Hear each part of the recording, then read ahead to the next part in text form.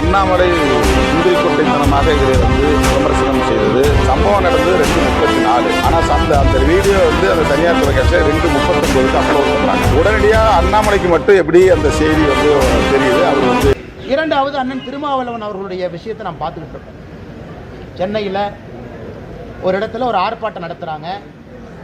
நம்முடைய chief justice of India அவர்கள் மீது தவறான ஒரு நபர் தாக்குதல் நடத்துகிறாங்க. அதை கண்டிக்கணும் எல்லோருமே. அதை கண்டிச்சுட்டு வரும்போது இவங்க ஒரு அட்வொகேட் மேலே தாக்குதல் நடத்துகிறாங்க. இதுதான் காமெடி. இதில் என்னென்னா, இன்றைக்கி திருமாவளவன் அவர்கள் நேரடியாக ஒரு மக்களால் தேர்ந்தெடுக்கப்பட்ட எம்பி, மெம்பர் ஆஃப் பார்லிமெண்ட், ஒரு கட்சியினுடைய தலைவர். இத்தனை ஆண்டு காலம் தமிழகத்தில் அரசியல் பண்ணுறார். அவர் மேடையில் சொல்கிறாரு, பார்த்து முறைச்சா 4 தட்டு தட்டணும்.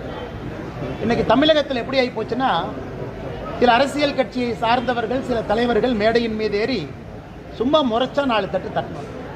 இன்றைக்கி திருமாவளவன் அவர்களும் அவங்க கூட இருக்கிறவங்களும் இந்தியா பாகிஸ்தான் பார்டருக்கு அனுப்பினா பாகிஸ்தான்காரன் முறைச்சிக்கிட்டே இருக்கான். 4 தட்டு அவனை தட்டணும். அதனால் இந்த முறைச்சவனெல்லாம் தட்டணும்னு ஆரம்பித்தா தமிழ்நாட்டில் அண்ணன் திருமாவளவர்களுக்கு இடம் இல்லை. இந்தியா பாகிஸ்தான் பார்டருக்கு போய் இந்த பாகிஸ்தான் ஆர்மி முறைச்சானா 2 தட்டு தட்டணும். அங்கே வீரத்தை காட்ட மாட்டாங்க. அப்பாவியா யாராவது ஸ்கூட்டரில் உங்களை போல் என்னை போல் இந்த மிடில் கிளாஸ் சொல்லக்கூடியவங்க அவங்க வருவாங்க. கூட்டமாக 100 பேர் அண்ணன் திருமாவளவர்களோடு போவாங்க. ஒரு தலைவர்னா அவர் முன்னுதாரணமாக நடந்திருக்கணும். கீழே இறங்கி தடுத்திருக்கணும், என்ன ஆச்சுன்னு பார்க்கணும். இது முழுமையாக ஒரு 2-2.5 நிமிஷம் நடக்குது. இதை ஒரு பத்திரிகை நண்பர் படம் பிடிக்கிறார். அதை ஒரு தனியார் தொலைக்காட்சியில் போடுறாங்க. தனியார் தொலைக்காட்சியில் போட்ட பிறகு அதை நான் என்னுடைய எக்ஸ் வலைதளத்தில் போடுறேன். உடனே திருமாவளவர்களுக்கு சந்தேகம் வந்துருச்சு, அண்ணாமலை தான் பின்னாடி இருந்து அதை செஞ்சிருக்கிறாங்க. இது என்ன சொல்றதுன்னு எனக்கு தெரியல. இப்படித்தான் தமிழகத்தினுடைய அரசியல் சாபக்கேடு. இப்படிப்பட்ட தலைவர்கள் தான் இங்கே அரசியல் பண்ணுறாங்க. ஜாதியை வைத்து, அட்டூழியத்தை வைத்து, அடக்குமுறையை வைத்து, வன்முறையை வைத்து மக்களை மிரட்டி. இன்னைக்கு திருமாவளவன் அவங்களுடைய எக்ஸ்பிரஸ் வலைதளத்துக்கு போய் பாருங்க, யாருமே கமெண்ட் பண்ண முடியாது. அரசியல் தலைவர் நான் எக்ஸ் வலைதளத்தில் ஒரு கருத்து போடுறேன்னா கமெண்ட் பண்ணுறது உங்களுக்கு எனக்கு உரிமை இருக்குது. நான் சொல்கிற கருத்துக்கு நீங்கள் எதிர்க்கிறீங்களா, கமெண்ட் பண்ணுங்கள், பரவாயில்ல. என்னுடைய கருத்தை ஆதரிக்கிறீங்களா, கமெண்ட் பண்ணுங்க. ஆனால் திருமாவளவன் மட்டும் பார்த்தீங்கன்னா அவர் எக்ஸில் போடுவார், ஆனால் கமெண்ட் டிசேபிள். அப்படின்னா அவர் கருத்தை மட்டும்தான் நீங்கள் படிக்கணும். அந்த கருத்தை எதிர்த்தோ ஆதரவாகவோ நீங்கள் பதிவு செய்யக்கூடாது. இப்படிப்பட்டவர்கள் மோடிஜியை பார்த்து, பாரதிய ஜனதா கட்சியை பார்த்து கருத்து சுதந்திரத்தை பற்றி பேசுகிறாங்க. இதை விட வெட்கக்கேடு நான் பார்த்துக்கிறேன். அதில் 2 பேர் வேலை இல்லாதவங்க கமிஷனர் ஆஃபீஸுக்கு போய் என் மேலே புகார் கொடுக்குற 2 பேர் போகிறாங்க. உடனே இது RSS சங் பரிவார் பின்னார் இருக்கு. திருமாவளவன் அவர்களுடைய ஃபேவரட் என்னன்னா, தமிழ்நாட்டில் சூரியன் கொஞ்சம் அதிகமாக உக்கரமாக இருந்துச்சுன்னா RSS இருக்குது, சூரியன் சரியாக உதிக்கிறதுக்கு தாமதமாச்சுன்னா RSS இருக்குது, மழை அதிகமாக வந்தால் RSS இருக்குது, மழை கம்மியாக வந்தால் RSS இருக்குது. அதனால் திருமாவளவன் அவர்களுடைய அரசியல் இந்த அளவுக்கு கீழ்த்திறந்து ஒரு அரசியலாக மாறி இருக்கிறது நினைக்கும் பொழுது மிகவும் வருத்தமாக இருக்குது. இதை நான் பத்திரிகை நம்பரில் பார்க்க முடியல 3-4 நாளாக. இன்னைக்கு பார்க்கறனால இந்த கருத்தையும் பதிவு செய்கின்றேன். அதனால் தமிழக அரசு இதை முழுமையாக இன்வெஸ்டிகேட் பண்ணணும். அதில் திருமாவளவன் மீது திட்டமிட்டு தாக்குதல் யார் நடத்தினாங்களான்னு பார்க்கணும். என் பேரையும் சேர்த்து பார்க்கட்டும். அப்படி நடத்தப்படவில்லை என்றால் திருமாவளவன் அவர்கள் அரசியலை விட்டு ஒதுங்கும். இந்த அநாகரிகமான, அச்சப்படுத்தக்கூடிய, வன்முறைத்தனமான அரசியலை செய்து தவறு செய்த பிறகு தப்பிப்பதற்காக RSS, BJP, அண்ணாமலை அப்படின்னு பழி போடுற இந்த வேலையிலிருந்து இத்தோடு நிறுத்தி கொள்ள வேண்டும் என்றால் தமிழ்நாடு அரசு இதை இன்வெஸ்டிகேட் செய்த பிறகு இது திருமாவளவன் அவர்களால், அவருடைய கட்சி தொண்டர்களால் தான் இது நடத்தப்பட்டதுன்னு ஊர்ஜிதமாக போகுது. அதில் நானும் RSSஓ BJP யாரும் இருக்க போகிறதில்லை. அது வந்த பிறகு திருமாவளவன் அவர்கள் அரசியலை விட்டு வெளியே செல்வாரா அப்படிங்கிற கேள்வியும் மதுரை மாநகரத்தில் பத்திரிகை நண்பர்கள் மூலமாக அண்ணன் திருமாவளவன் அவர்கள் நான் கேட்கிறேன். இந்த 2 விஷயத்தையும் கூட இன்னைக்கு உங்களிடம் பேச வேண்டும் என்று முக்கியமான கருத்துங்கன்னா, அதை தாண்டி உங்களுக்கு கேள்வி இருக்கும், கேள்வி. ஆபரேஷன் ப்ளூ ஸ்டார் நடவடிக்கை தவறு அப்படின்னு சொல்லிட்டு இதனால இந்திரா காந்திக்கு ஆபத்து பாதுகாப்பு அவங்க தான் திட்டத்தை. ஆனால் எனக்கு தெரியலிங்கன்னா, இன்னைக்கு சிதம்பரம் ஐயா அவர்களுக்கு திடீர் நானோதியம் வந்துருச்சு. அது வயது முதிர்ந்த காரணத்தினால வருதா, இல்லை நிறையா புத்தகங்கள் படித்து அறிவு மேதையானால வருதான்னு தெரியல. அவர் நவம்பர் 26, 2008 மும்பை அட்டாக் வந்த பிறகு ஒன்று பேசுகிறாரு, எங்களுக்கெல்லாம் ஒரே கோபம், பாகிஸ்தானை 2ல் 1 பண்ணலாமான்னு ரெடி ஆகிட்டோம். திடீர்னு ஒரு ஃபோன் வந்துச்சு பாருங்கள் அமெரிக்காக்காரங்கிட்டேருந்து, அப்படியே நாங்கள் ஒன்றும் பண்ணலை அப்படின்னு ஒன்று சொன்னார். அதை பிரதமர் அவர்கள் மும்பையில் சமீபத்தில் ஒரு விமான நிலையத்தை திறந்து வைத்த பிறகு இதை சொல்கிறார் நம்முடைய பிரதமர் மோடி ஐயா அவர்கள். இதை பாருங்கள், காங்கிரஸ்காரங்களே சொல்கிறாங்க 2008 நடத்தப்பட்ட தாக்குதலுக்கு பதில் தாக்குதல் கொடுக்க முடியல. அமெரிக்காக்கார ஃபோன் பண்ணனே பயந்துட்டாங்க. உடனே சிதம்பரம் சொல்கிறாங்க இது வெட்கக்கேடுன்னு. அப்படி சொல்ல நான் வேற மாதிரி சொன்னேன். இன்னைக்கு அண்ணன் சிதம்பரம் அவர்கள் இன்னொன்று சொல்கிறாங்க, இந்த ப்ளூ ஸ்டார் தாக்குதல் நடத்தப்பட்ட திட்டமிட்டது, பண்ணிடக்கூடாது, போயிடக்கூடாது, இந்த பிந்திரவாலை அவர்களை எதிர்த்திருக்கக்கூடாது, அதனால தான் இந்திரா காந்தி அம்மையாருக்கே உயிர் ஆபத்து. இன்னைக்கு புதுசாக பேசுகிறாங்க. அதை பற்றி பேசுகிறாரு. 1984 டெல்லியில் ப்ளூ ஸ்டாருக்கு பிறகு சீக்கியர்களை தேடி தேடி கொண்டார்களோ அதை மறந்துட்டாங்களா? அதில் என்ன சொன்னாங்க? அம்மையார் இந்திரா காந்தி அவர்களுடைய குடும்பத்திலேயே சொன்னாங்க, ஒரு பெரிய மரம் விழும் பொழுது பூமி அதிரத்தானே செய்யும். அப்படின்னா இப்படிப்பட்ட கலவரம் நடந்தால் உயிர் பலி வரத்தானே செய்யுங்கிறக்கு அர்த்தம். அதனால் இன்னைக்கு சிதம்பரம் அவர்கள் திடீர்னு நாணயத்தோடு பேசுகிறாங்க. இதை மாதிரி தொடர்ந்து பேசி பல சரித்திர உண்மைகள்லாம் வெளியே கொண்டு வரட்டும். அது நாட்டு மக்களுக்கும் காங்கிரஸ் கட்சிக்குமே நல்லது.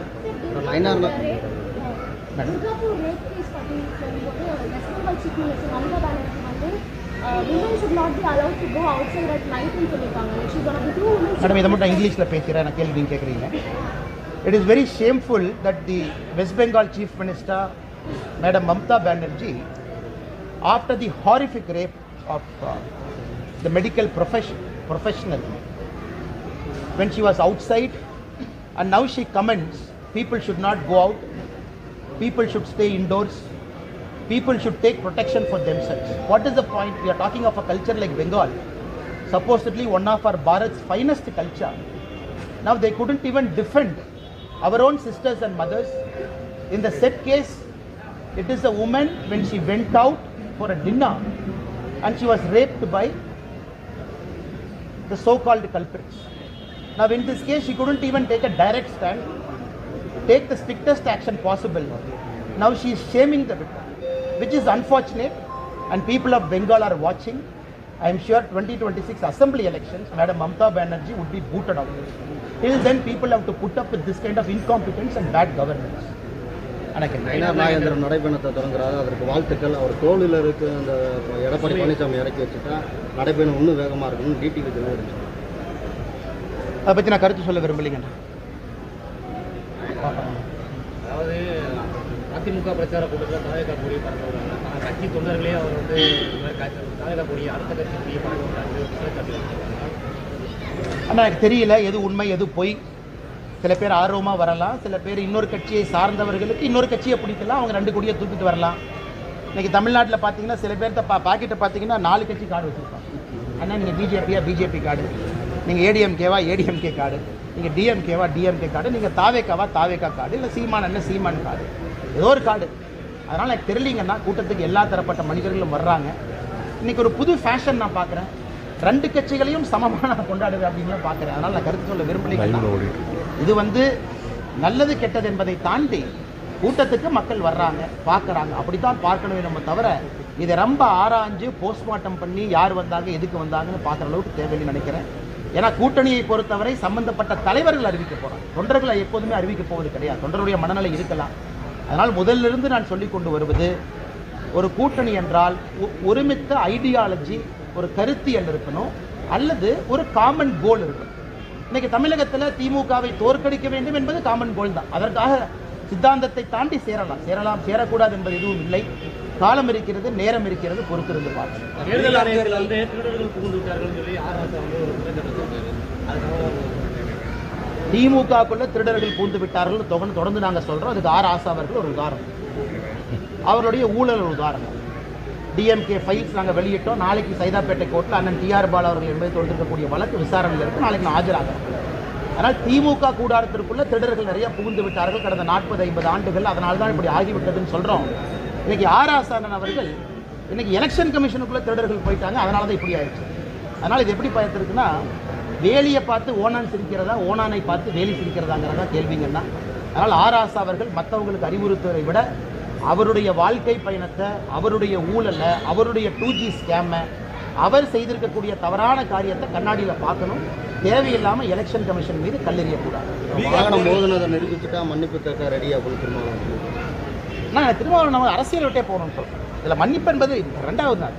ஏன்னா அவர் என்னை சம்மந்தப்படுத்தி இருக்கிறார், அவர் அண்ணாமலை இதில் சம்மந்தப்பட்டிருக்காருன்னு சொல்கிறார். பிஜேபி சங் பரிவார் இயக்கம் சம்மந்தப்பட்டு அதை ப்ரூவ் பண்ணமல்லண்ணே. சும்மா பத்திரிகையாளரை பார்த்து விட்டு மைக்கு இருக்கிறதுக்காக வாய்க்கு வந்ததெல்லாம் பேச முடியுமானே?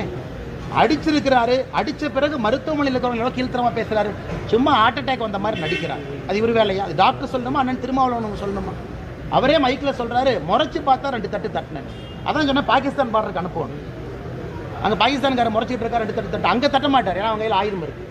இங்கே வந்து உங்களை போன்று என்னை போன்று அப்பாவி யாராச்சும் ரோட்டில் போனால் 2 தட்டு தட்டுவாங்க.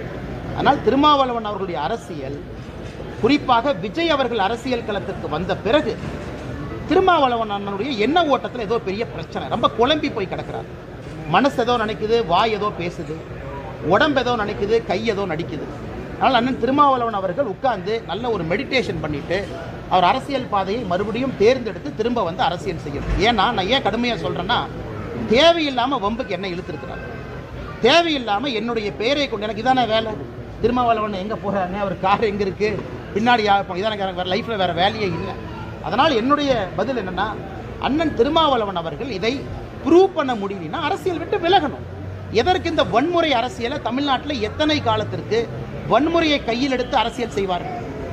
சரியா? பீகார் தேர்தலில் வந்து தேஜஸ்வி சொல்லிட்டா வீட்டுக்கு ஒரு வேலை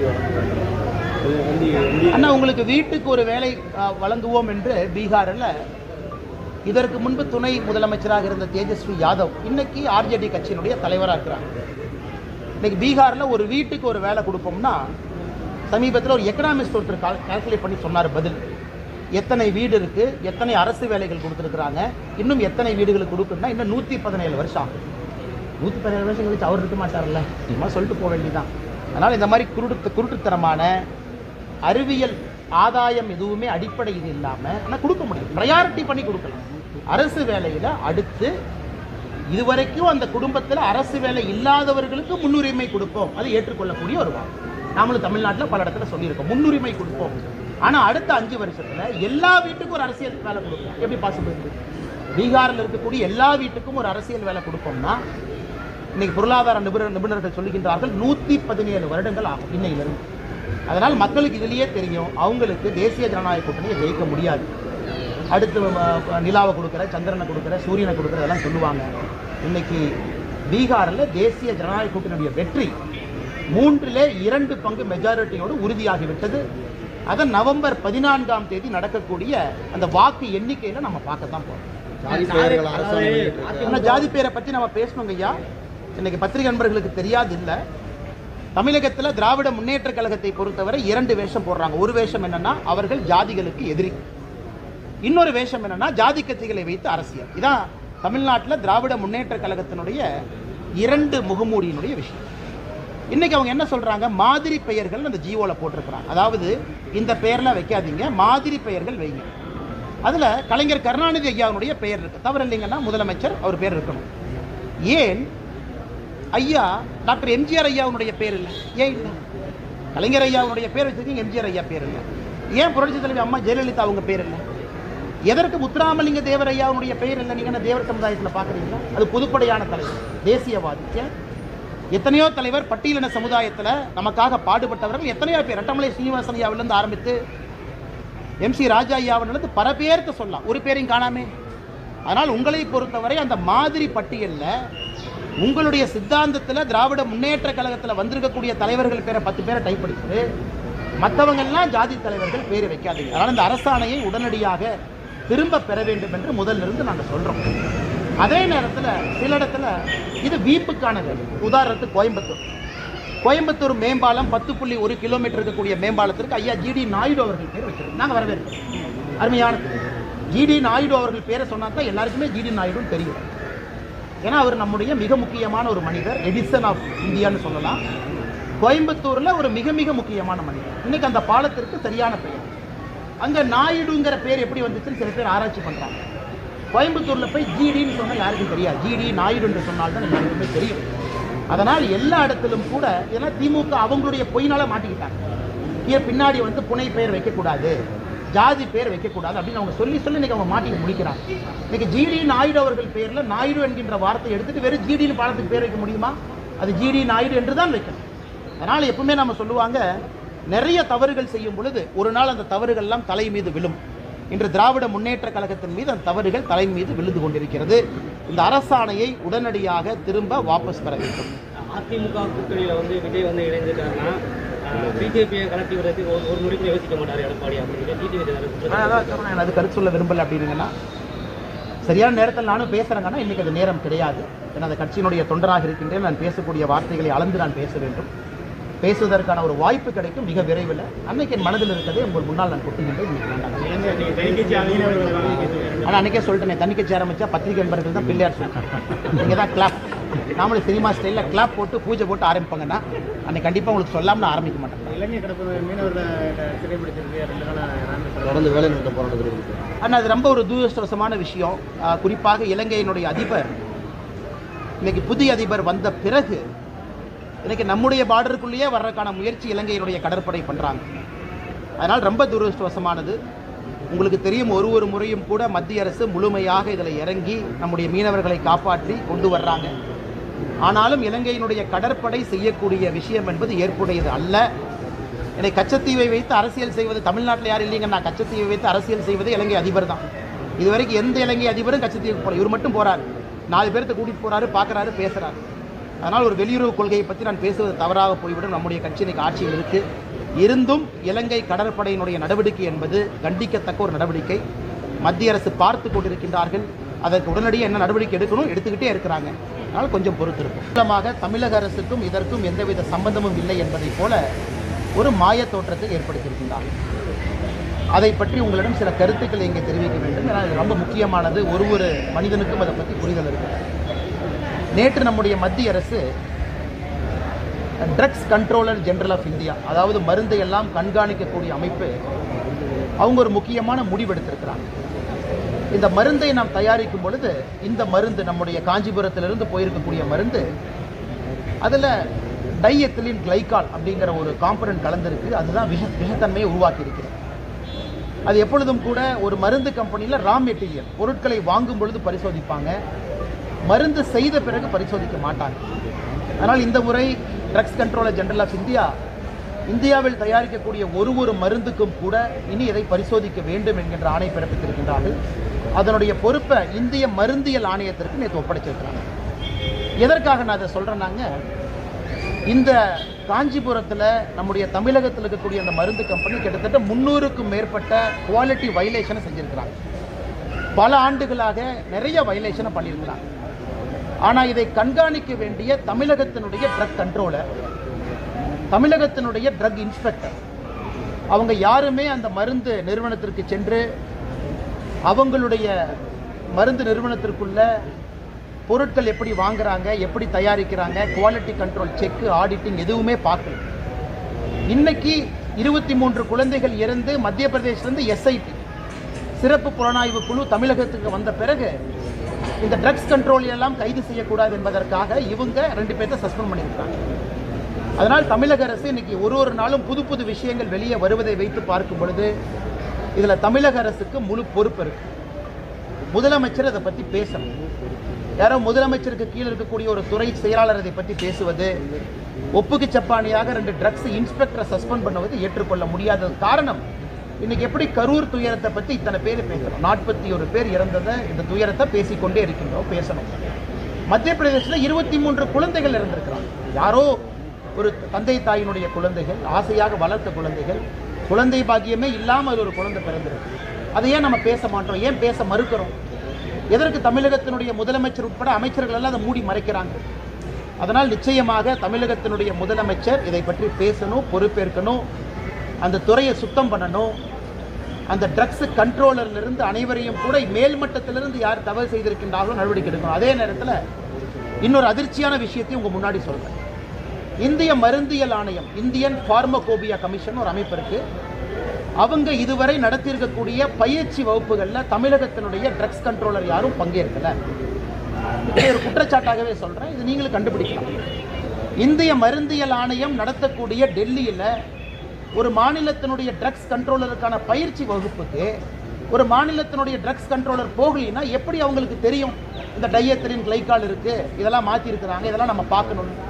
அதனால் தமிழக அரசை பொறுத்தவரை ஏதோ ஒரு மாநிலத்தில் குழந்தைகள் இறந்துட்டாங்க, அதனால் நம்ம தப்பிச்சுக்கலாம் அப்படின்னு நினச்சிக்கிட்டு இருக்கிறாங்க. இதே மருந்தை நம்ம ஊரில் இன்னொரு இடத்துல சாப்பிட்டு நம்ம ஊரில் இது நடந்திருந்தால் நம்ம சும்மா இருப்போமா?